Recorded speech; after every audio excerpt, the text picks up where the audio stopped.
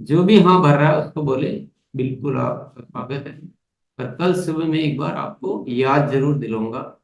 2-3 दिन तक वो याद दिलाने का कार्यक्रम आपको जारी रखना चाहिए। तो इससे आने की सुनिश्चितता हो जाती है। सफलता के अलार्म बनाइए। आज तो दिन ही सफलता के अलार्म डायरी का है। और इसी पे बात करनी थी। मैंने सोचा गुरुकुल में आमंत्रित करने का सही तरीका क्या हो सकता है, ताकि हम इससे केवल एक चीज नहीं सीखनी है कि हम गुरुकुल में आमंत्रित करना ही सीख रहे हैं। इसी तरीके से हर काम में एक बेहतरीन रिजल्ट आया जा सकता है। हर काम को श्रेष्ठतम तरीके से करने से ही श्रेष्ठतम रिजल्ट आ सकते हैं। तो उसके लिए क्या क्या किया जा सकता है, ये हमें समझने की जरूरत है। पहली चीज तो है कि स्वयं को निरंतर आना। अब स्वयं निरंतर आने के दो कारण हो गए। पहला कारण तो ये था कि हमें इन विषयों से अवगत होते रहना है, यानी सीखते रहना है। लेकिन अब दूसरा कारण और हो गया कि हमें हमारी पूरी टीम को शामिल करने के लिए पहले खुद को आना जरूरी है। निरंतर आप आएंगे तो ही आप कह सकते हैं, और तो ही आपका विश्वास अर्जित होगा, तो ही आपकी बात मानी जाएगी। बहुत सारे कारण होते हैं कि जो स्वयं नहीं आता है उसके कहने से फिर कोई और भी नहीं आता है, और वो कह भी नहीं पाता है। इसलिए पहले खुद की उपस्थिति को सुनिश्चित करें, निरंतर आए, और ये मानते हुए कि मुझे इससे बहुत सारा लाभ हो सकता है, इस बात को जारी रखें। दूसरा जो बिंदु है वो है स्वयं में असरकारक बदलाव करके दिखाएं। आप किसी को कहते हैं कि गुरुकुल में बहुत अच्छी एजुकेशन होती है, तो वो बदलाव भी आपके भीतर नजर आने चाहिए। आप पहले जो बातचीत करते थे, अब उसकी बजाय आपकी बातचीत में एक सौम्यता, एक विनम्रता, एक प्रभावशालीता, और सबको प्रभावित करने वाली, मतलब एक बहुत अच्छी, जो उसमें बातचीत में बदलाव दिखे, आपके व्यक्तित्व में बदलाव दिखे, आपके काम करने के तरीके में बदलाव दिखे, आप में एक अनुशासन दिखे, और वो भी बहुत अच्छी तरह से दिखे, जिसको कोई भी देखते ही कह सके कि क्या बात है, आप पहले के मुकाबले इतने सारे बदलाव कैसे है। तो फिर आप कहेंगे कि ये गुरुकुल का असर है। तो वो बात आपकी बहुत ज्यादा काम करेगी। तो ये भी दो फायदे हो गए। कारण एक, फायदे दो, कि एक तो हम अपना बदलाव कर पाए इस बहाने, जल्दी कर पाए, और दूसरा टीम को भी प्रेरित कर पाए। और तीसरा जो बिंदु है, गुरुकुल में साथियों को लाने के कार्य को अति महत्वपूर्ण, महत्वपूर्ण नहीं, अति महत्वपूर्ण, वेरी इंपॉर्टेंट। क्योंकि हम सभी जानते हैं कि अगर हमारी टीम के बहुत सारे साथी आकर एक एक रूप शिक्षा से अपडेट हो जाते हैं, तो हम बड़े बड़े प्रोजेक्ट पूरे कर सकते हैं, बड़ी ग्रोथ ला सकते हैं, बहुत बड़े परिणाम ला सकते हैं। तो ये कार्य बहुत ज्यादा महत्व रखता है। ऐसे भी हम बहुत सारी मेहनत तो करते ही हैं, लेकिन अगर हमारे साथी यहाँ नहीं आते हैं तो हम कितनी भी मेहनत करेंगे उस तरीके से। मान लीजिए आपको सक्रिय गुणात्मक ज्वाइनिंग पर काम करना, तो उसके लिए टीम की जरूरत होती है, क्योंकि उसके 3 तत्वों में एक महत्वपूर्ण तत्व है टीम की आवश्यकता। टीम के बिना नहीं हो सकता। तो टीम यहाँ आएगी तो आपका काम संभव हो पाएगा। इसलिए सबसे पहले ये कार्य बहुत महत्वपूर्ण है कि, तो इसको बहुत इंपॉर्टेंट मानना है, इसको लाइटली नहीं कि कह दिया तो कह दिया, नहीं कहा तो नहीं कहा। कि मैं तो आ रहा हूं, मैं सीख रहा हूं। आपका सीखना पूर्ण हुआ ही नहीं जब तक कि आपकी टीम यहाँ नहीं आई, क्योंकि आप अकेले हैं ही नहीं। अकेले का हमारा कोई उतना वजूद ही नहीं है। तो इसलिए इस कार्य को बहुत महत्वपूर्ण मानते हुए इसको अपनी प्रमुख शामिल लेना है और तारीफ में आमंत्रण निरंतर करते रहे। आमंत्रण किसी को एक बार कहा फिर छोड़ दिया, दूसरे को फिर एक बार कहा फिर छोड़ दिया, तो उस आमंत्रण का ज्यादा परिणाम नहीं मिलता, ज्यादा रिजल्ट नहीं मिलते हैं। तो आपको ये लगातार जारी रखना चाहिए। मान लो मेरा कोई साथी है तो मैं उसको समय समय पर अच्छी तारीफ के साथ, पहले जो तारीफ की थी अब की बार उससे और बेहतर तारीफ करूं, मौका देख के करूं, इस तरह से करूं कि वो प्रभावशाली हो, उस पर अच्छा असर जाए। उतनी तारीफ में आमंत्रण की प्रक्रिया को निरंतर जारी रखना। आपके काउंसलिंग में, आपके कार्यक्रमों में, आपके व्यक्तिगत बातचीत में इस विषय को आप शामिल करें और आमंत्रण के चरण पूरे करें। चरण का मतलब होता है किसी को एक बार कहने से आमंत्रण पूरा नहीं होता है। तो उदाहरण के लिए मान लो आज हम किसी को कह रहे हैं, आज दिन में कह रहे हैं, शाम को कह रहे हैं, तो इसका चरण पूरे कब होगा? जब हम उसको ये बोलेंगे कि मैं कल सुबह आपको एक बार और याद दिलाऊंगा 6 बजे। वो करना ही करना है तभी, भले आप मतलब 100-50 को आमंत्रित मत करो, भले 5 को करो, 10 को करो, 2 को करो, 4 को करो, पर उसका चरण, ताकि जिनको करें उनको आप सुनिश्चित करें। बोल तो बहुत सारों को दिया पर सुनिश्चित किसी का नहीं हुआ। तो चरण पूरे करने का मतलब सुबह जब अगर थोड़ा बहुत भी वो रुचि बनती है बातचीत से, तो फिर उनको कहना है कि सुबह में एक बार, क्योंकि कई बार हमारी बातचीत में सामने वाला कह तो देता हाँ मैं जरूर आऊंगा, कल से जरूर आऊंगा, लेकिन हकीकत में वो आता नहीं है। तो आपको क्या करना चाहिए? जो भी हाँ भर रहा है उसको बोले बिल्कुल आप स्वागत है, पर कल सुबह में एक बार आपको याद जरूर दिलाऊंगा।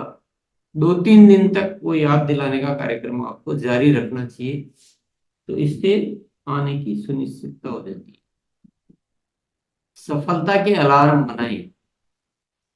आज तो दिन ही सफलता के अलार्म डायरी का है और इसी पे बात करनी थी। मैंने सोचा एक पर्टिकुलर विषय पे कर लेते हैं और उसी तरह फिर उसी से दूसरे अलार्म भी बन जाएगी। अलार्म बनाना सीखना बहुत जरूरी है। तो गुरुकुल में बुलाने को लेकर क्या क्या अलार्म बनाए जा सकते हैं कि मैं प्रतिदिन कम से कम, मतलब प्रतिदिन इतने से ज्यादा साथियों को गुरुकुल में आमंत्रित करूंगा, ये अलार्म बनेगा।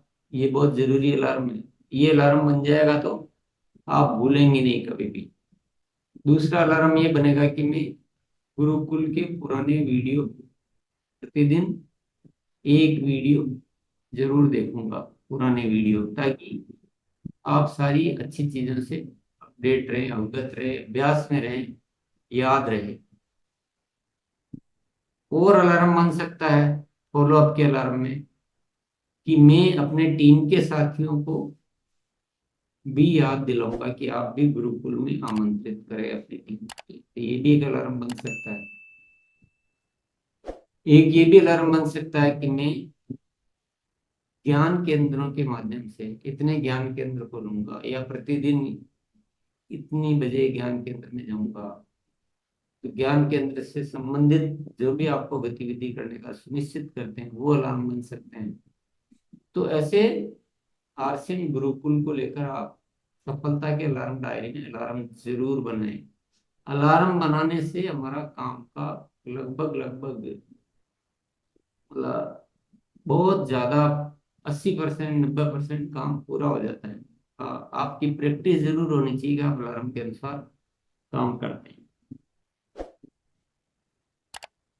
टीम के साथियों को आमंत्रण की जिम्मेदारी सौंपे तो स्वयं तो करेंगे ही, पर हमारी टीम के जो साथी हैं उनको भी जिम्मेदारी सौंपे कि भाई प्रतिदिन कम से कम आप इतने साथियों को जरूर बुलाना और अच्छी तरह से बुलाना, चरण पूरे करते हुए बुलाना। इससे आप अपनी टीम की अच्छी संख्या इसमें कर सकते हैं। एक काम जो बहुत महत्वपूर्ण है, जो गुरुकुल में साथी जो आ रहे हैं अभी, उनको भी फॉलो अप करते रहना चाहिए। ताकि वो छोड़े नहीं। अब पहले के छोड़ देंगे फिर नहीं बुलाएंगे तो आपकी संख्या होती हुई बनी रहती है।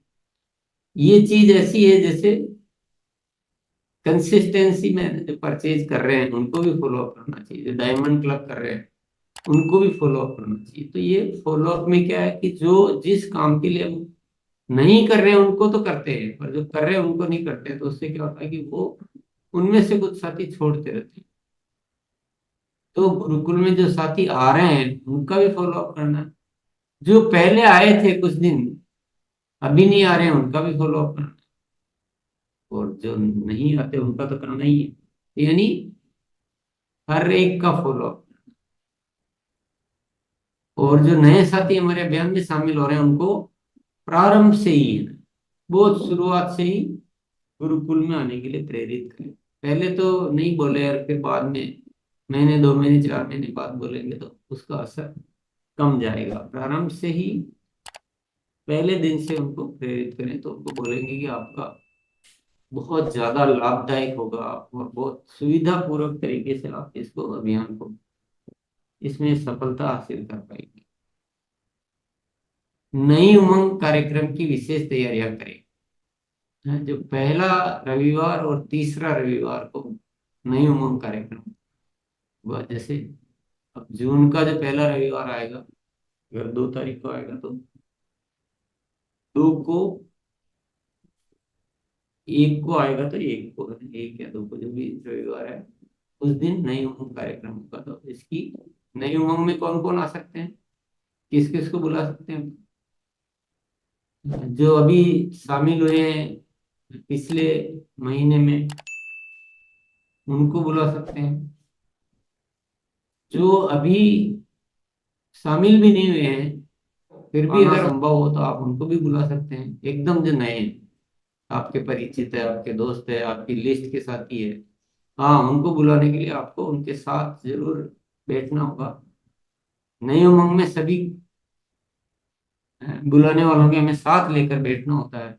आपके परिवार के जो सदस्य हैं उनको आप इसमें शामिल कर सकते हैं। तो ये सारे साथियों को अच्छी तैयारी, इसके बहुत अच्छे लाभ हमें मिलते हैं। नेक्स्ट जो टॉपिक वो है कि गुरुकुल के विषय को केवल सुन के या और नोट करके चले जाने से काम पूरा नहीं होगा। उसके जो भी बदलाव है वो अपने भीतर लाने, अपनी गतिविधियों में, अपने तरीके में, अपनी प्लानिंग में, अपनी आदतों में वो सारे बदलाव हमें लाने हैं। और टीम में भी उसी अनुसार बदलाव करने हैं, यानी उन विषयों पर कार्य करना है। ये बहुत जरूरी है, तो ही बाकी सब चीजें कारगर साबित होगी। और परिणामों से सिद्ध करें, जो एक ग्रोथ होनी चाहिए, जो गति होनी चाहिए, जो एक अच्छाई और सच्चाई होनी चाहिए, जो मजबूती होनी चाहिए, वो सारे हम अपने परिणामों से लाकर और सिद्ध करें कि गुरुकुल की एजुकेशन से कुछ लाभ होता है। परिणामों से ही किसी बात की सत्यता ज्यादा सिद्ध होती है। और ये सबके लिए तो नहीं है ये विषय, ये तो केवल जो सीनियर टेक्निकल अचीवर साथी है उनके लिए पॉइंट मैंने लिख दिया इसमें। जो बड़े लेवल पे है, रूबी लेवल है, उनसे या ऊपर के लेवल के साथी चाहें तो वो क्या कर सकते हैं, अपना अलग से जूम सेशन चला कर उसमें यूट्यूब लाइव करके, ताकि अपना एक ग्रुप के सारे साथी उसमें अच्छी तरह शामिल हो सके और आप उनके साथ फिर बातचीत करने में, उनको आपसे बातचीत करने में अच्छी सुविधा हो सकती है। तो ये स्पेशली सीनियर टेक्निकल अचीवर्स, ये पॉइंट उनके लिए है। ऐसा बहुत सारे साथी करते हैं, मुझे उनसे जानकारी मिली इसलिए मैं, पर ये अच्छा परिणाम दे सकता है। बस इसमें आपका एक कमिटमेंट चाहिए, आपकी तैयारी चाहिए आपको फिर, क्योंकि किसी और के प्रोग्राम में बैठना एक बहुत लिमिटेड जिम्मेदारी होती है, लेकिन खुद से किसी चीज को रेगुलर चलाना फिर एक अच्छी जिम्मेदारी वाली बात होती है, परिणाम इससे अच्छे आ सकते हैं। तो हमने ये कुछ बातें जानी जिससे इस काम को प्रभावशाली बनाया जा सकता है, अच्छा कितने भी परिणाम में तब्दील की जा सकती है। किसी भी काम को जब आप श्रेष्ठ तरीके से करते हैं, गुणवत्ता से करते हैं, तो रिजल्ट कितने भी लाए जा सकते किसी भी काम के। तो ये आज हमने गुरुकुल में बुलाने के तरीके पे हमने थोड़े से बिंदुओं। आरसीएम से रिलेटेड जानकारी के लिए हमारे चैनल को सब्सक्राइब करें। जय आरसीएम।